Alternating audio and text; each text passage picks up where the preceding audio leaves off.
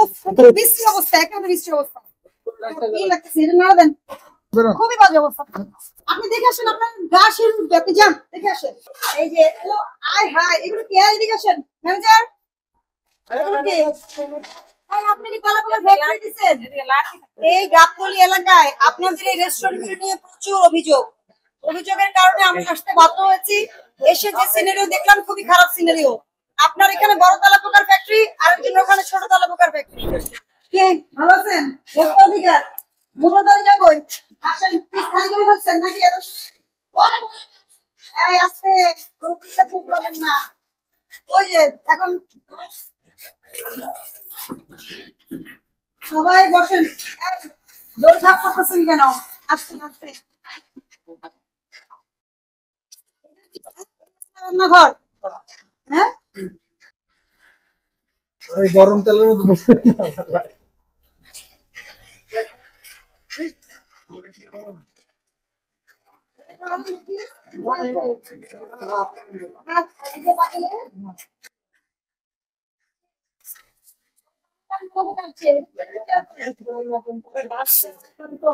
হ্যাঁ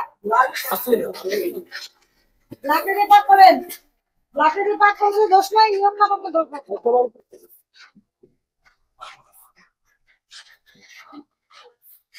ওই পাশে কাউকে যাতে দিয়ে না, ওই পাশে না রাখবেন।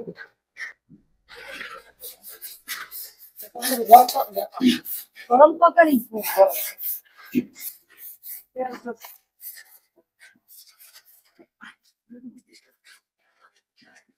এটা কি রাখছেন? মিষ্টি দোকানে কি করতেছেন?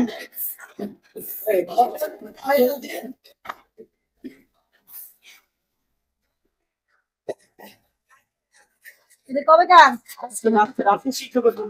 আজকে সিদ্ধ করতেন না? আজকে এখন তো দুপুর 3টা, বিকাল 3টা হয়ে যাচ্ছে।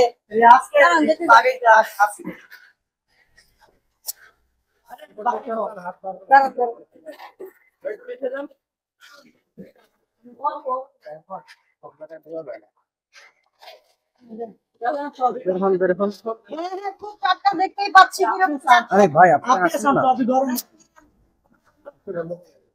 আপনি বাবুর্চি, আপনি রান্না করেন। লাইট নাই,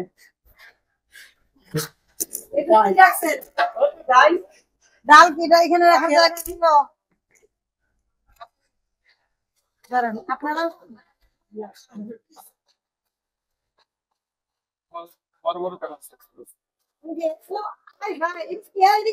ম্যানেজার, আপনি কি তেলাপোকার ফ্যাক্টরি দিচ্ছেন? তেলাপোকার ফ্যাক্টরি দিচ্ছেন? এদিকে আসেন। বাউন্ডারি দেওয়া আছে, অন্য কোথাও যেতে পারে না? পারে? এই কি পঙ্গু তেলাপোকা ধরতে পারে না? আপনি যেটা বলতেছেন যে এখানে তেলাপোকা আছে লাকড়িতে, এই তেলাপোকা কি নড়াচড়া করতে পারে না, দৌড়াতে পারে না, অন্য কোথাও যেতে পারে না? এই এটার ফুটেজটা দেন। বিশ্রী অবস্থা, একেবারে বিশ্রী অবস্থা। কি লাগতেছে এটা না দেন, এই কাটটা না দেন, কাটটা না দেন, না দেন কাটটা কাট না দেন। একটু ভিতরে ঢুকেন না ভাই, বেরোন বেরোন। খুবই বাজে অবস্থা। আপনারা পিছন থেকে সরেন, যারা ফুটেজ নেবেন হেল্প করেন, আর একটু হেল্প করেন। আসি ফুটেজের নাম কাজ ভয়ঙ্কর। এই যে তেলাপোকার ফুটেজ নেবেন ভাই, এই যে দেখেন। আপনি কি দেখে আসেন, আপনি দেখে আসেন, আপনার গা শির উঠবে, আপনি যান দেখে আসেন।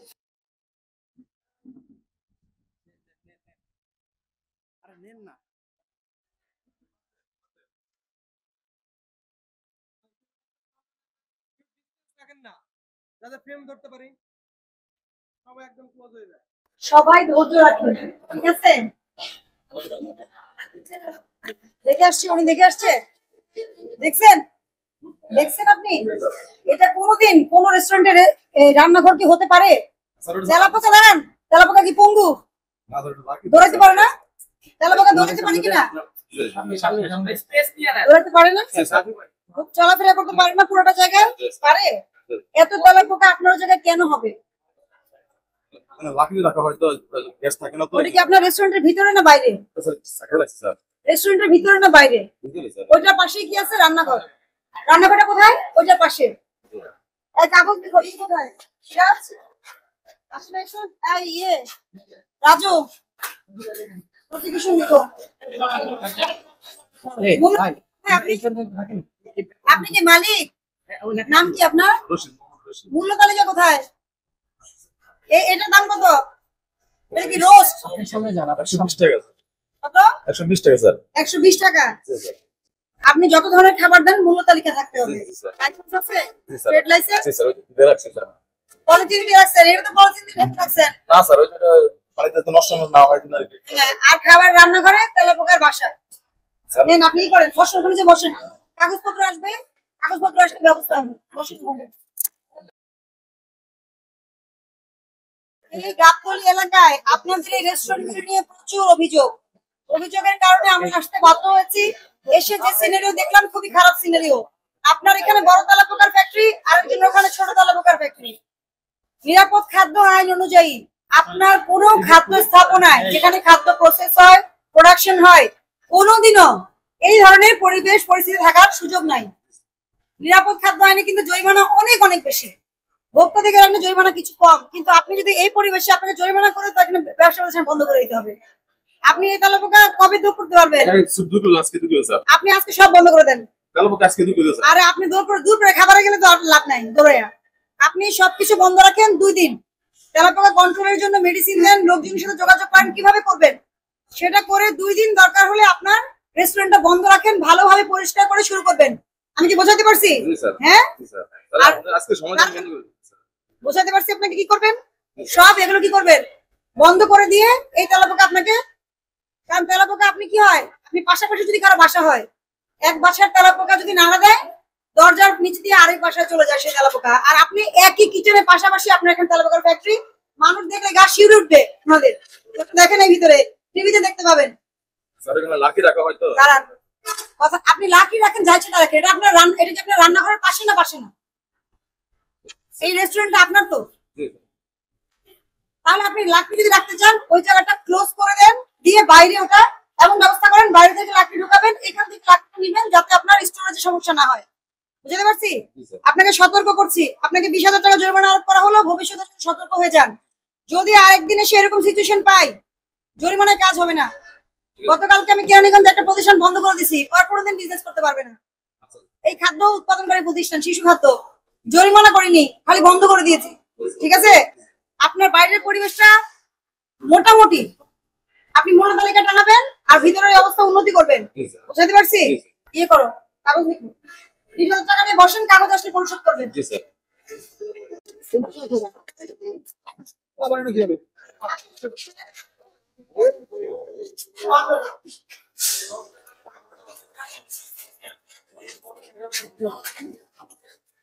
ঘুরে ফেলছো সব, পড়ে যাবো, দাঁড়ান, যাবো, ঘুরে ফেলছেন তো সব। এই এখানে কিন্তু পানি, যে কেউ পড়ে যাবে। এই পানি আছে।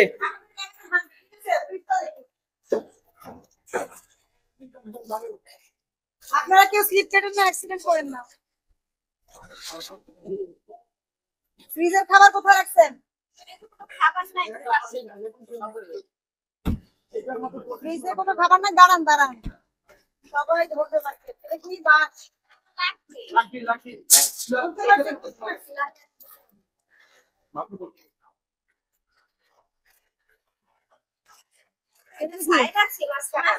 ছাই। আচ্ছা, আপনি সরে আসেন। প্রকাশে কি বস্তাতে কি?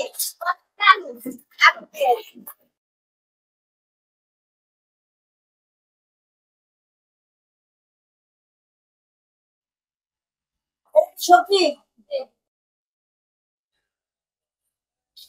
সবজি পরিষ্কার করে কাটেন।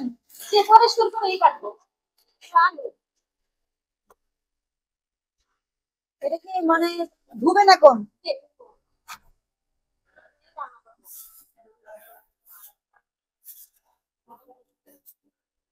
এটার উপরে ঠান্ডা জিনিস ছিল, এটা ভিজা, ধরেন।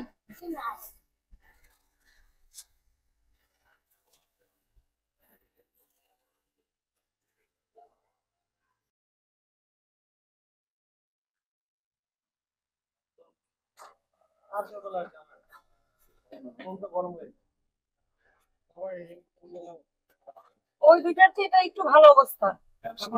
আপনি জানান, আপনার সময় তো সমস্যা নাই, শুনেন আমাদের ভয় দেখেও যদি আপনি পরিষ্কার রাখেন এতে তো আমরা অবশ্যই না। এটাতে উঠার তো ময়দা চাল। হ্যাঁ, ম্যানেজার সাহেব এদিকে আসেন। মূল্য তালিকা কোথায়? আমার গ্রামের মানুষের কাজ চলতেছে, আমি সবকিছু আগাচ্ছি। একটা মানুষ তো আমি নিজে পরিচালনা করি। এটা কবে শুরু করেছেন? আমি অলমোস্ট 6 মাস ধরে আগাচ্ছি। 6 মাস ধরে মূল্য তালিকা টাঙাতে পারেননি? এটা অনেক কঠিন কাজ নাকি? আমি আমেরিকান থেকে আনতে হয়? মানে মূল্য তালিকাটা কি করতে হয় বলেন তো? ওই যে আপনার ওখানে বিরিয়ানির দোকান আছে না, যে রান্না করে না, তেহারির দোকান, ওরা কত সুন্দর মূল্য তালিকা টাঙিয়েছে, আপনি দেখে আসেন। জি ভাই, আমি দেখেছি। আমি এটা- আমার কাজ করতেছি। তাহলে 6 মাস ধরে যে মূল্য তালিকা দিতে পারেনি, আর কবে পারবে? ম্যাম, আমার কাজ করতেছি তো হবে। কাজের সাথে মূল্য তালিকা তো সম্পর্ক নাই। দুদিনের ভিতরে দিয়ে দিব, আজকের দিনে কমপ্লিট। আপনি ছবি টাঙাইছেন, ঘড়ি টাঙাইছেন, আপনি ব্যানার টাঙাইছেন, কিন্তু মূল্য তালিকা টাঙানোর সময় নাই। এটা আপনার বিজনেসের একটা প্র্যাকটিস, এটা মানতে হবে আপনাকে। আপনার অন্য রেস্টুরেন্টের চেয়ে আপনার রেস্টুরেন্টের পরিষ্কার পরিচ্ছন্নতার মান ওনাদের চেয়ে ভালো কম্পারেটিভলি, কিন্তু ওনারাও তো মূল্য তালিকা টাঙায় না, আপনিও টাঙান না। এটা নিয়ম ভঙ্গ করেছেন। কথা লেট মি ফিনিশ। ভঙ্গ করেছেন, তাহলে এখনই লাগিয়ে দেন মূল্য তালিকা। আমি বলি, একটা কাগজ আর একটা কলম থাকলেই তো হয়, বেশি কিছু লাগে?